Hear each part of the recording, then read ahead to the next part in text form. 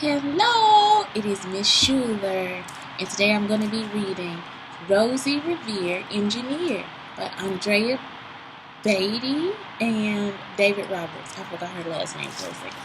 Okay, so, did you know that she is a New York Times bestseller?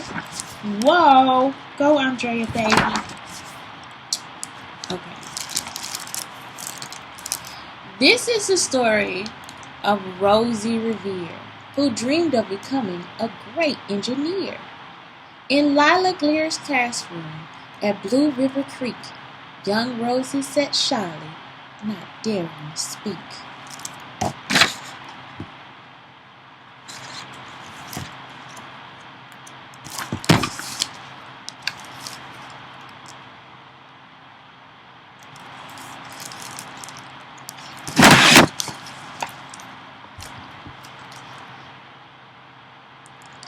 But when no one saw her, oh God, see, I try to read backwards, but I can't. But when no one saw her, she peeked in the trash for treasures to add to her engineer stash. And late at night, Rosie rolled up her sleeves and built in her hideaway under the eaves. Under the eaves? Okay, I cannot do it. I can do it sometimes. But when no one saw her, she peeked in the trash for treasures to add to her engineer stash. And late at night, Rosie rolled up her sleeves and built in her hideaway under the eaves. I did pretty good. Look at Rosie in the trash. Oh my God. I do the same thing. I am loving Andrea Beaty. I do the same exact thing. Except for I find my trash outside by the, walking. There are so many nuts and bolts out here. It's ridiculous. Alone in her attic, the moon high above, dear Rosie made gadgets and gizmos she loved. And she grew sleepy. She hid her machines far under the bed where they'd never be seen. So here we go. I wonder why she doesn't take them out. When Rosie was young, she had not been so shy. She worked with her hair swooping over one eye and made fine adventures for uncles and aunts, a hot dog dispenser, and healing pans. Look at this. Look at all the hair being done in the helium pans. That's so cool. I absolutely love it. The uncle she loved most was Zookeeper Fred. She made him a hat to keep snakes off his head, and parts of a fan and some cheddar cheese spray, which everyone knows keeps the pythons away. This is so cute. Oh my gosh. It is the cutest. And when it was finished, young Rosie was proud, but Fred slapped his knee and he chuckled out loud. He laughed till he wheezed and his eyes filled with tears, all to the horror of Rosie Revere, who stood there embarrassed, perplexed, and dismayed. She looked at the cheese hat and then looked away. I love it, Fred hooted. Oh, truly I do. But Rosie Revere knew that could not be true. She stuck the cheese hat on the back of her shelf, and after that day kept her dreams to herself. Oh, Rosie, she was being too hard on herself. She was being very hard on herself. Look at this. It's such a great invention, and he actually loves it. Look at that. So good. And that's how it went until one autumn day her oldest relation showed up for a stay. Her great-great-aunt, Rose, was a true dynamo who worked building airplanes a long time ago. She told Rosie tales of things she had done and goals she had checked off her list one by one. She gave a sad smile as she looked to the sky. The only thrill left on my list is to fly. But time never lingers as soon as it seems. I'll chalk that one up to all the old lady dreams. She just kept giving up. What is going on with Rosie? Why is she giving up? Hopefully we get there to see.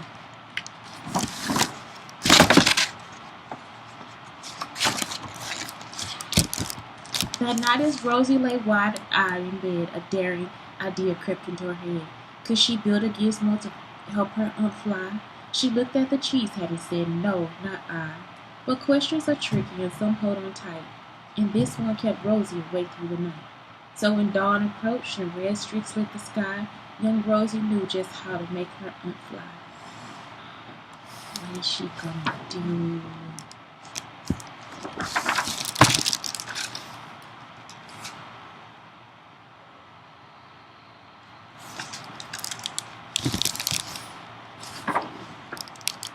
She worked till the day was half gone, then hauled her cheese copter out onto the lawn to give her invention a test just to see the ridiculous flop it might turn out to be.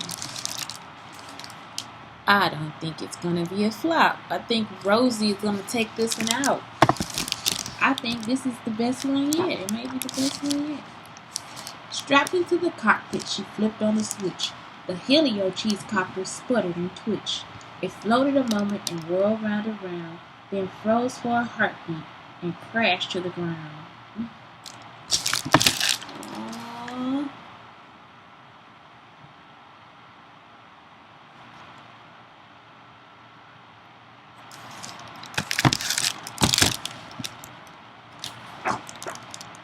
Then Rosie heard laughter and turned round to see the old woman laughing and slapping her knee. She laughed till she wheezed and her eyes filled with tears, all to the horror of Rosie Revere, who thought, "Oh no, never, not ever again will I try to build something to sputter or spin, or build with a lever, a switch, or a gear, and never will I be a great engineer."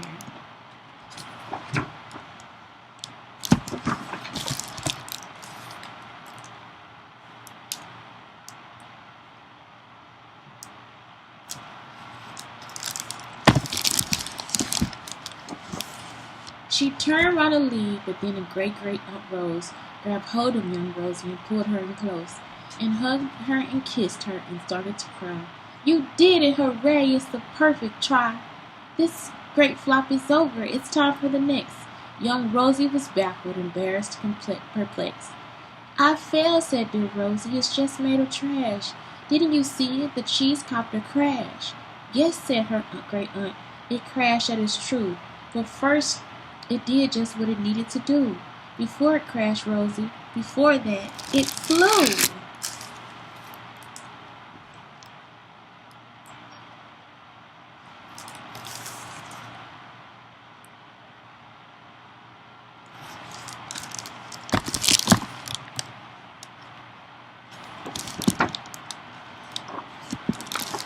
"Your brilliant first flop was a raging success. Come on, let's get busy and on to the next." She handed a notebook to Rosie Revere, who smiled at her aunt as it all became clear. Life might have its failures, but this was not it. The only true failure can come if you quit.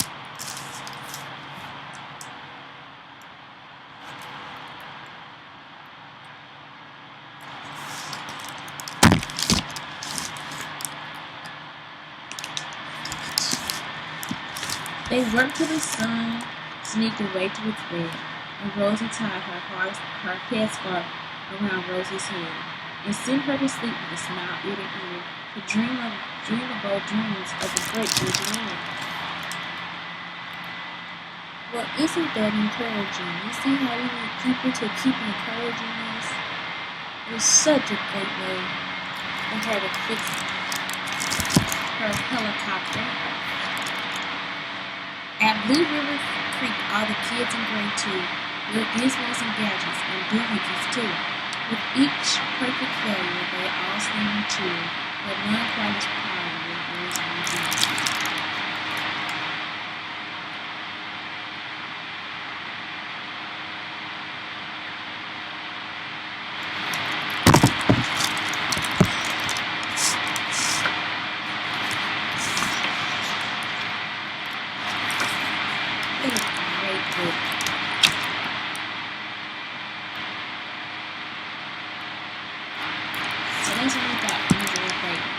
Andrea Beaty is the author of Secrets of the Cicada Song, Attack of the Fluffy Birds, when giants come to play in Iggy Pop at the Arctic, one of Time Magazine's top 10 children's books of 2007, and Happy Birthday, Madam Chicago.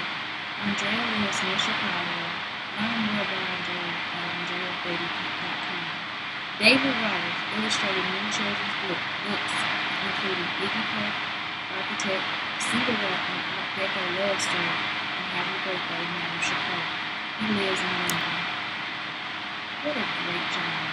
Anyway, this is Miss Shantae Shrew telling you guys to please have a great day. And I hope you like listening to Rosie review with me. It was a great